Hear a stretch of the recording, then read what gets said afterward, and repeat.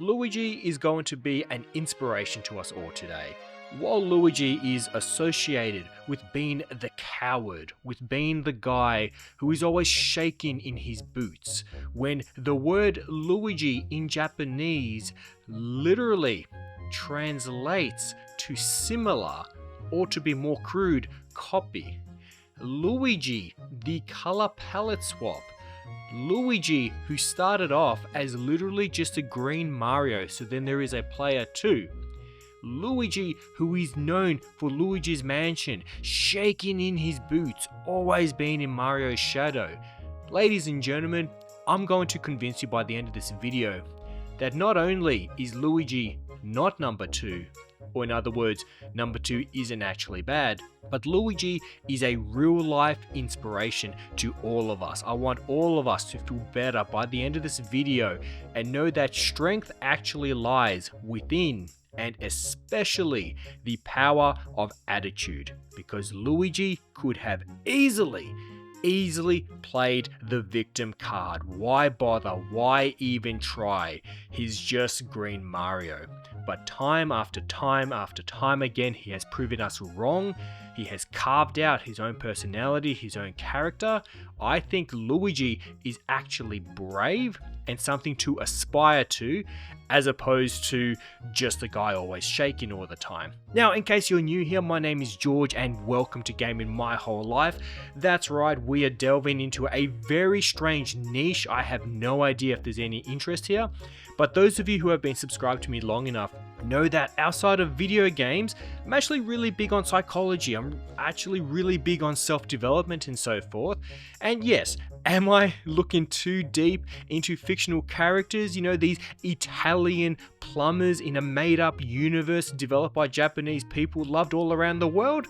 Yes, of course I'm taking this too seriously, but you saw the thumbnail. You're taking things too seriously as well. Don't judge me. We can find aspirations and inspirations wherever we look. So we know the story of Mario, right?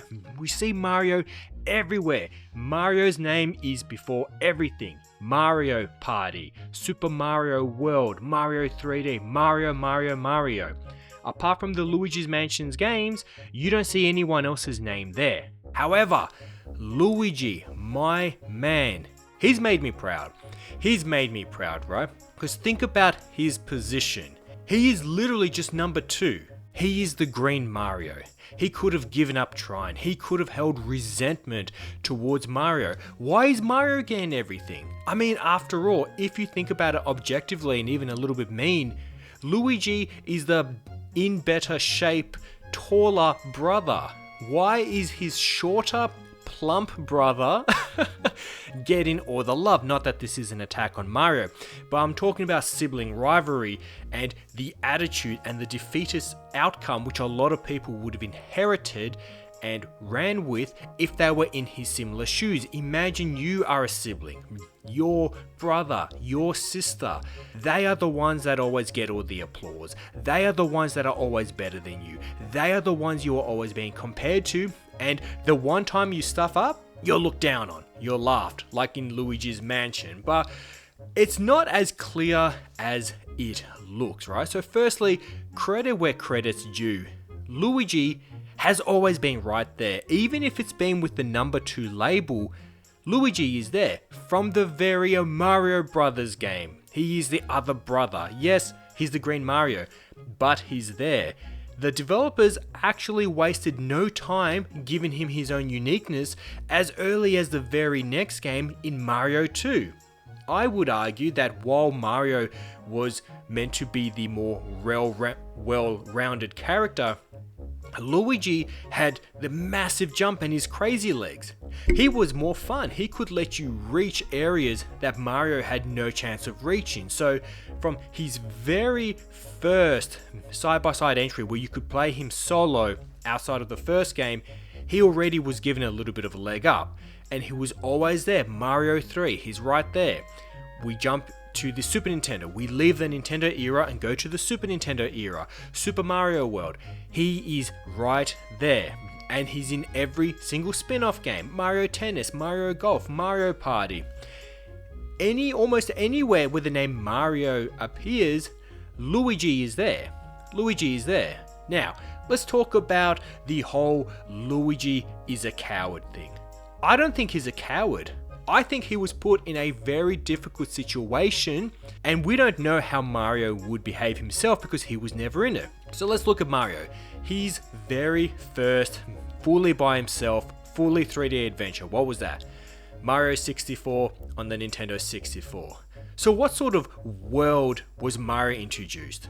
Bright, colorful, blocky, not realistic. Game didn't even have shadows because the technology was so early. Wonderful, bouncy music. You run around Mario 64 and it's a delight. That's what Mario had to face by himself, and while there were some certain questionable creatures that certainly were a bit scary, overall, for his first adventure by himself in the land of 3D, he had beautiful landscapes, a relaxing atmosphere, and just fun around every corner. What did Luigi get? Luigi, he didn't get huge grassy fields and colorful this and bright that. No. He got given a vacuum cleaner. This is not even a weapon. He was given a vacuum cleaner, shoved into a spooky house with more realism and more polygons and higher texture and lighting and real-time shadows, the likes that Mario had never seen. He had to face that for his first journey. I dare say I think Mario would have been shaking in his boots as well. Luigi started off in the deep end of the swimming pool, while Mario got to play in the kiddie pool. It was only ankle deep, which was perfect. Luigi's experience wasn't so kind. However, this is where the bravery comes in. Luigi, the number 2, the brother who could have easily held a grudge against Mario. Mario got kidnapped. That's why Luigi's Mansions existed, because Luigi had to go save his brother. Now, Luigi had a choice. This may not be obvious, but Luigi had a choice. He didn't have to go save Mario. This was his opportunity. He could have left Mario there to rot, and then he would become the number 1. Immediately, by default, Mario's out of the picture, Luigi's the next hero. All future games have the name Luigi in it. All of their friends look up to Luigi. Luigi is forever the savior. And also, apart from all the benefits, this would have been an easy out for Luigi. Not only could he have turned his whole life around by leaving Mario, but also he could have avoided having to go through that scary experience. He wasn't dealing with friendly Goombas that you could just outright avoid or jump over or stomp. He had to deal with ghosts, with a vacuum cleaner from a nutty professor. This is where Luigi starts to show his strength, and this is where you look for inspiration. See, I like to feel good, I like to be inspired, and I respect those that give me motivation and show me, hey, this is what strength looks like. And Luigi, choosing to save his brother, going in that situation, despite the fact that he was trembling because it was such a more scary experience compared to what Mario had to deal with, he still did it. He did it, he saved his brother, and he's got another 2 games after the fact. And I dare say in the future, I'm looking forward to the next Luigi's Mansion. I can only imagine how amazing that's going to look on the Switch too. You know that hardware is powerful. That is going to look fantastic. But Luigi's choice, see his personality with all the in-game cinematics, with every single side game, you know, the Mario Golf, the Mario Party, every chance that Luigi has to interact with his brother is positive. He never holds a grudge, and that itself is not weakness but strength. It takes a lot more strength to not hold grudges and to uplift those around you. That is what strength is. Strength is not doing better than those around you. Strength is, despite your circumstances, uplifting, holding others up. That is what true strength is, and I'm actually a man of God, and that is something taught in the Bible.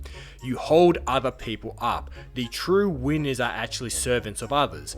Now, Luigi adores Mario. He looks up to him, and this is especially shown in the recent Mario movie, which I absolutely loved, by the way. Highly recommend. Visually stunning, a lot more depth than you would expect. Don't believe any of the negative reviews. That Mario movie was a banger. There was so much depth and character development.